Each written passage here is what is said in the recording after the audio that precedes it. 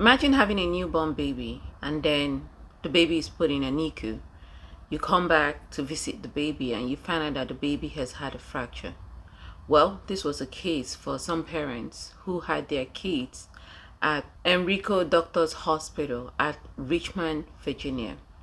In Virginia, a nurse sits behind bars after, in some instances, newborn black babies were found with serious injuries, broken bones. Enrico Doctors Hospital says staff found 3 babies with, quote, unexplainable fractures. 26-year-old Aaron Strotman is charged with malicious wounding and felony child abuse. So this was an incident that occurred between 2023 and 2024. So some parents who had their kids preterm, and usually when a child is born before the expected date of delivery, that child will be put in NICU to check the child, make sure the child is doing fine. And then sometimes the babies will have to stay at NICU. NICU, that's Neonatal Intensive Care Unit, until that child is up to term or able to breathe, able to feed, and well taken care of. Basically, the hospitals want to make sure that the child is going to be fully functional. When I say fully functional, I mean it's able to eat by self without needing any help.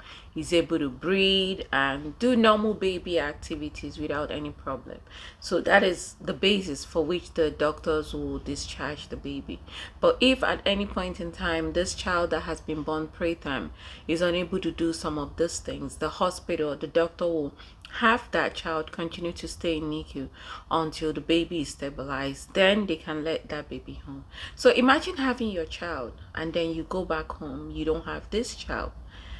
I mean, every parent wish is that when they have a child, they're able to go home with their child. But when you have a preterm baby, you already know automatically that this child is going to be in an intensive care unit to be taken care of. So imagine having to go home and going to the hospital to visit the child and then realizing that this baby is having some bruises that were never present at birth. So which is a red. So in this case, a nurse by the name of Elizabeth and Stratman has been convicted after series of investigation that went on when most of these parents found out about this incident. So a total of about 7 patients, 7 kids, babies, has been found to have been injured. So in this case, they reported a mother came in to see the baby. They noticed a bruise on the leg of the child, called the nurse, hey, look what I'm seeing. And apparently they just said that they didn't know what was going on.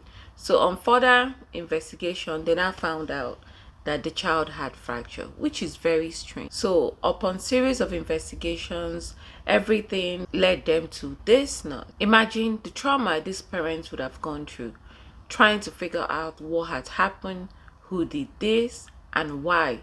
For that reason, it's really a terrible incident, and it's not something I wish for any parents to have to go through. Don't just trust everybody.